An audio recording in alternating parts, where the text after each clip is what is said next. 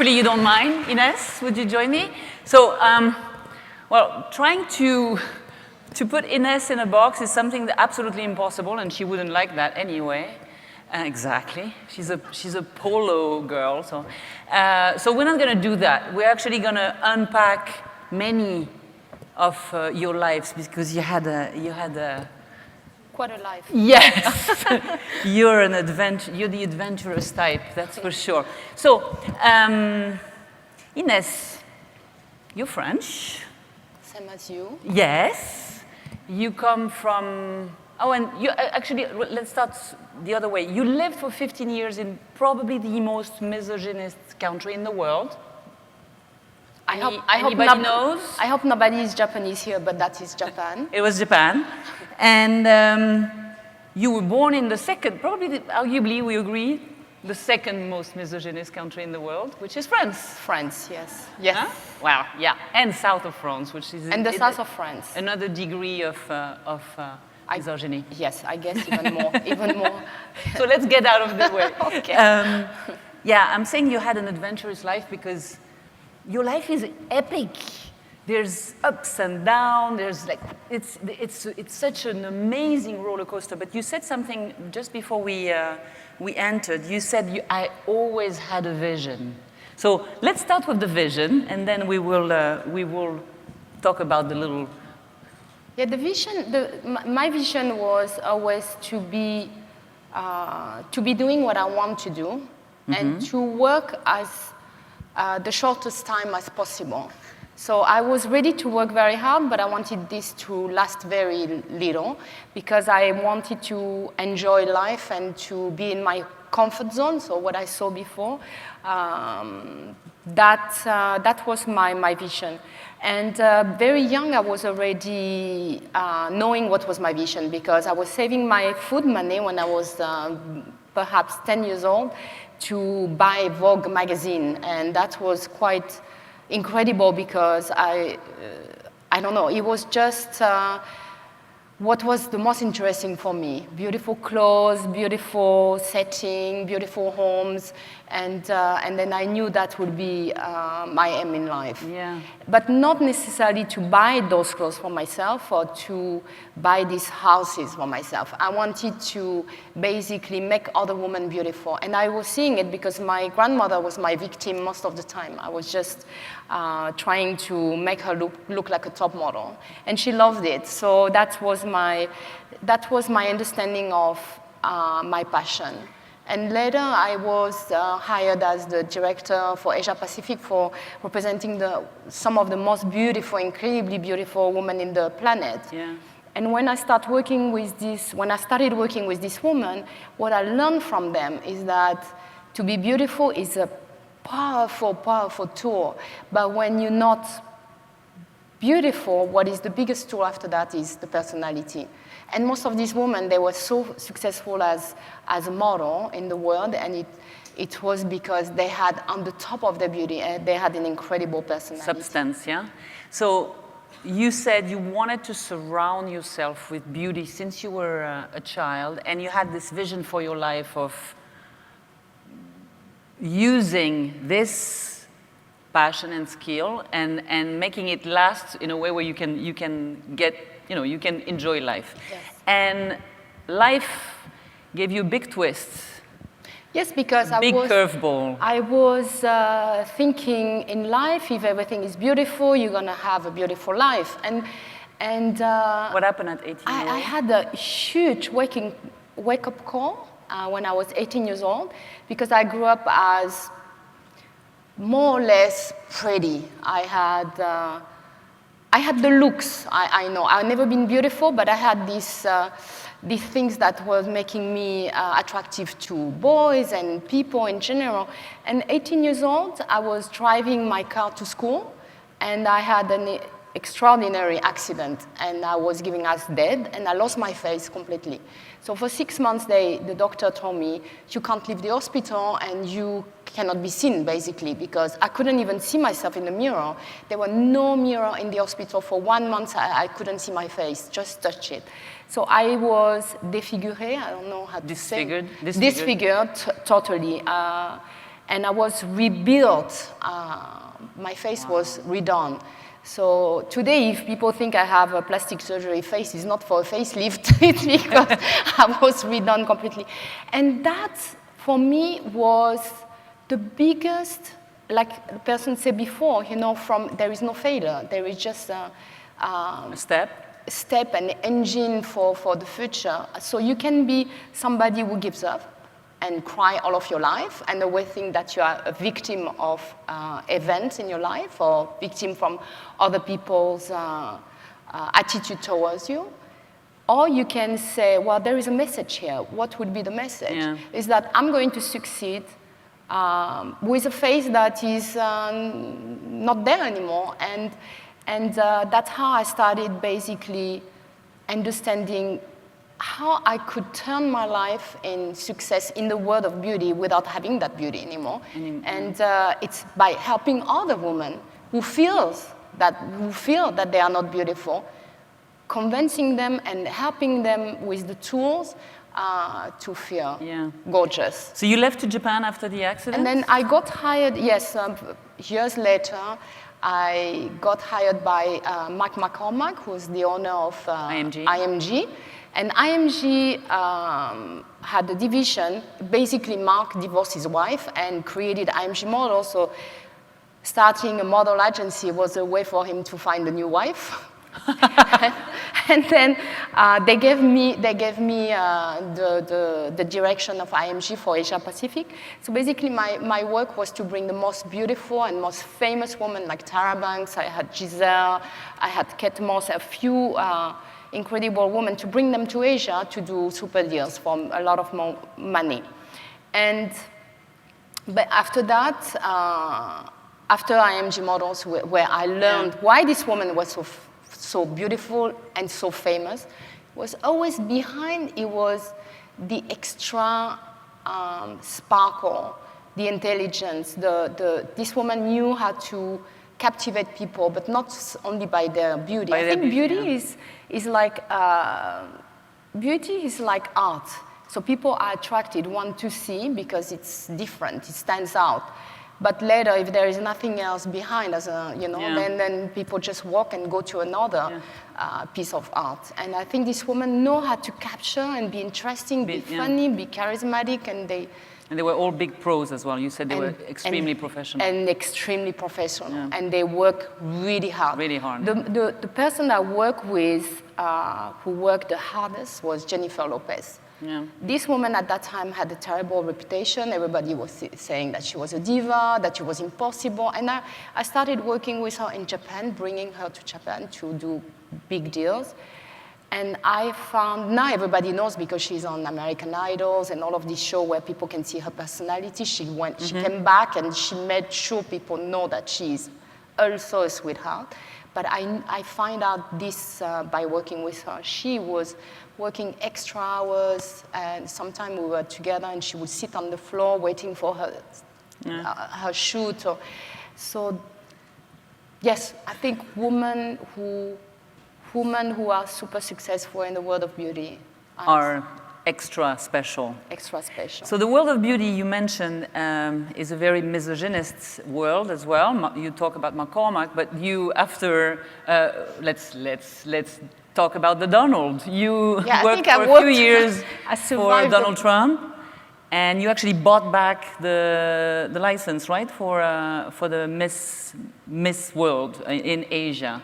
Well, the exact thing is, I was backstage at Victoria's Secret in New York because Victoria's Secret was hosted by Donald Trump because he was the owner of the Plaza Hotel where every year Victoria's Secret fashion show was. So I went there working for IMG because I represented Tara Banks, and Tara at that time was the angel for Victoria's Secret. And backstage I met Donald Trump. So he just spoke to me and gave me the opportunity to move to Tokyo because I was living in Hong Kong at the time, and to be the director for his new venture because he just had bought Miss Universe. And that was, again, he bought Miss Universe because he was just separating from Marla, and he was looking for a wife. So every time I got hired, it was because some important men were looking for a new wife. And then... And then I moved to Tokyo and I worked for Trump, and I asked him a big salary at the beginning. And I said, I do it, but I knew he needed me because he signed a deal with Hawaii, but there were no Miss Japan. So he needed that to launch his Trump Tower in Hawaii. So again, it's important to understand the opportunities and to just know how to work them. So I asked for a lot of money and a deal for 2 years. And after 2 years, I moved out and I bought the license. Yeah. Which I sold again. You talked to me earlier on. I just want to stay there. You said there's a way to work with Trump. Well, there is a way to work with Trump, but basically is make an impression, because if that day backstage at the Victoria's Secret I had showed up as the woman that sells Dara banks in Asia, he would never have seen me. But because I always try to wear something that make an impression, or at least I'm not going to look like the furniture behind me and stands out. And so Trump saws me, and I think it's because, yes, the way I dressed that day, the way I approached him, my self-confidence, and I would say my sparkle. Yeah, and that's what.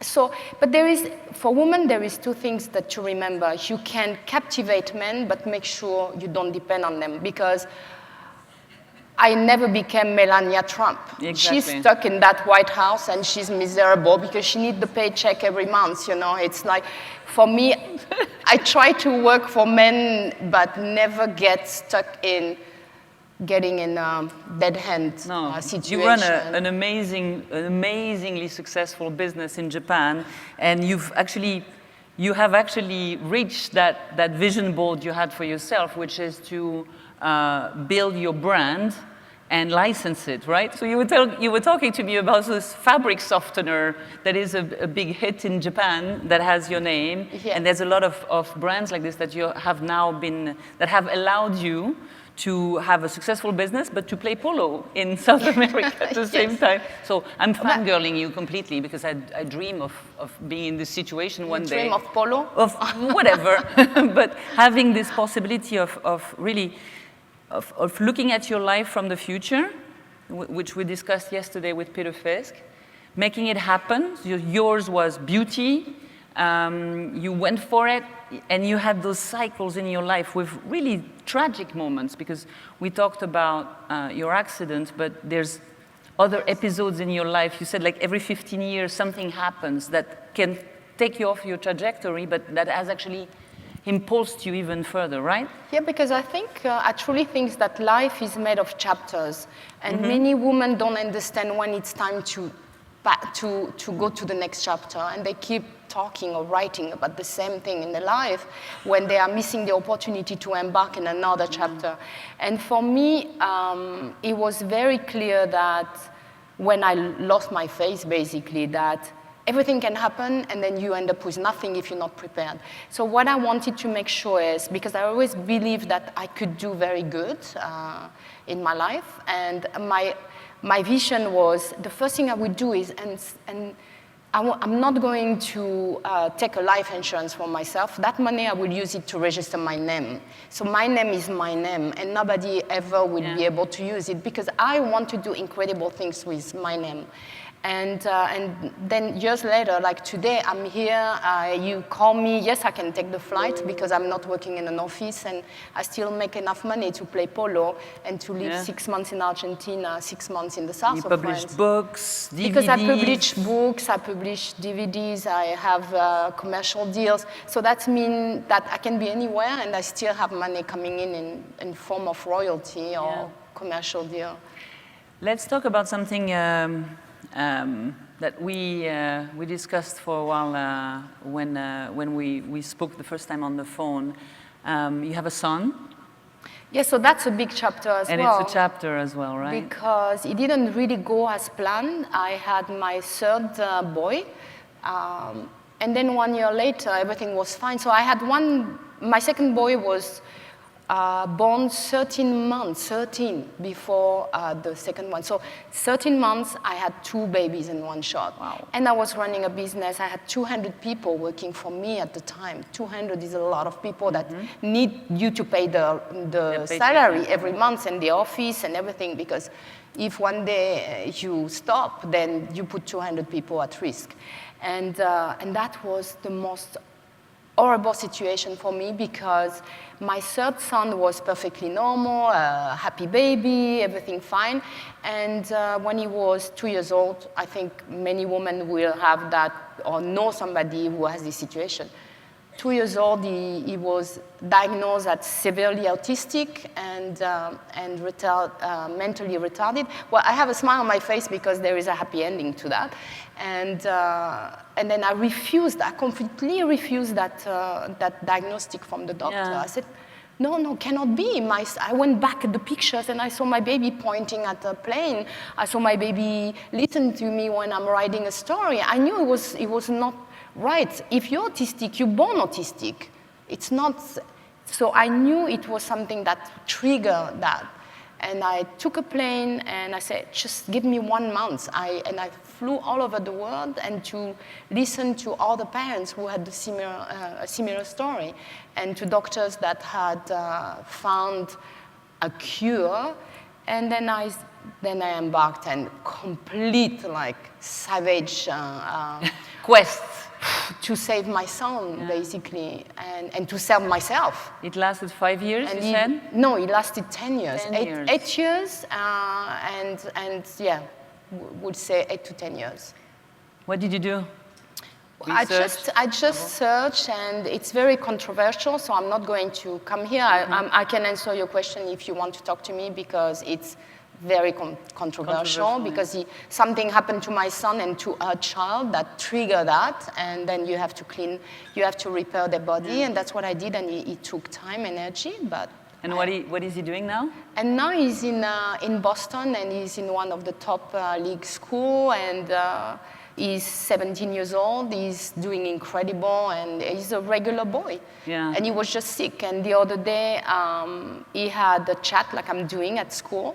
And teachers brought to me, and his head teacher, and told me, you have to hear what your son said when he opened his speech. He said, we asked him, what is your role model? And he said, my mother, because she saved my life.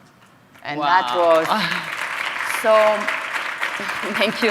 And I think the most incredible thing in life is not just being successful at being a good mother, because there is no good mother. It's just doing the thing that you have to do when it's happened. And then also, it's very selfish what I did, because I didn't know. Today I would be with his 190 tall, and I would be dragging this huge giant, talking as a 5-year-old baby. My life would be a nightmare. I would not even be wearing this dress. I would be miserable, wanting to shoot myself in the head, you know. So it was also like, no, you're not going to stay like that, because you are not going to know what you're doing when you are like screaming and being 17 years old in the room full of people. But I will know. So for you and me, we're gonna work hard, and we're gonna erase that partnership. Stuff. Yes. Beautiful. It's your birthday tomorrow. Yes. And you're 56 years old. 56 tomorrow. Yeah. And you're entering a new cycle. Yes. Getting married. I'm getting married. Yes. Next in 3 weeks. Yes. A new chapter again. Yes. I was playing polo 2 years ago, and I broke my hip in the air. My horse fell off when I was playing, and my body twisted in the air, and it was like a chicken leg that you just like quack. And when I fell in the ground and I went to the hospital, the doctor said, you broke your body and you can't play anymore for a while. And I suddenly came to my mind, I said, wow, my body is telling me something here. Next chapter, I have to change something in my life. I'm changing my husband. And then I'm gonna change my husband. And I told him, I said, I love you to, how am I going to tell him? I love you to death, but you're gonna be so much happier without me in your life. I promise, I have to go. And then that's what I did. You're very good friends, right? Yeah, You and we are said, best yeah. friends. We are best friends. He told me, he said, you know, Ines, I knew when I married you 23 years ago that I will not be able to keep you. So I always prepare myself. And I adore you, and we always will. But I let you fly. And then I was playing polo, and I met my new husband, who plays polo as well. Because I always say, I have to meet somebody who has the same passion. If not, Yeah, what do for you horses, say yeah. to? What do you talk about when you go back home? If the person doesn't share your passion, you are a woman of 55 years old. I'm still today 55, and then you don't work anymore. I mean, every day at the office, you don't have kids because they're all in boarding school. So you have to find somebody who share your passion. And it's my husband number 3, and I don't know if the last one. He doesn't speak English, so he doesn't know what I'm saying now. Hello! Choose a man who doesn't speak your language, but make sure you speak his so you understand what he says. Be careful when she falls from the horse a second time. I am so glad you flew 39 hours from Argentina to come spend Thank a little you. bit of time with us. Thank really, you very much. And you don't quit, because we did a big screw up with your arrangement, and Ines is the type of woman that instead of seeing this as okay, I'm quitting, she said, get me on the next flight, I'll be there. And that's really something. Yes. So thank you very I'm much. happy I made it. Yeah. Thank you very much. Any questions before Mary shuts me off? Well, I worked for Miss Universe for 15 years. So if anybody wants to go to Miss Universe, just meet me outside. I know how to make any woman win. You had the first Japanese Miss Yes. Universe, right? Yes. Wow. And the Japanese people, when I arrive, say, impossible. You want to make a Japanese woman win? Impossible. And then I wanted to prove them that it was not impossible, and we did it. And she did. Took me 10 years, but yes. Wow. Any question? Yes. She's running without the microphone. Run, Forrest, run. Hi, my name is Ala. Hello. I want to ask you, what's the secret of what's your daily routine, what you do when you wake up, that you look so amazing? You don't want to know what I'm doing in the makeup. I'm getting married in 2 weeks, so, but... Not with it, like, I for have example, a great breakfast. exercise or special things or secrets that No, you can share. one big secret I have, and it can help many women, is when I was 35 years old, I started doing the hormone therapy, or maybe I was 40, but it was 11 years ago. So I started, I studied on the hormone therapy, the bioidentical therapy, and I would tell you, I recommend it to any woman. But it has to be bioidentical because synthetic hormones can give a cancer. But it keeps you really, really happy and healthy and, how do you say, combative. Yeah. It gives you all the energy that you had when you were 25 or 30 years old. So I really recommend, but remember, bioidentical. Thank you. And that's the biggest secret, I think. And she plays polo all the time. Yes. And 1 month after breaking my entire hip, I started riding again. So it means that your bones are resetting, your hair grows, you have energy, you don't need to do Botox because your skin is fresh. I mean, this is, for me, the biggest secret, and all the stars are doing it, and nobody talks about it. So Thank you. do. I want to share, yes. Thanks. Any questions? Time out? Time out. Thank you. Ines. Thank you very much. It was fun. Yum. Thank you for very much. having me.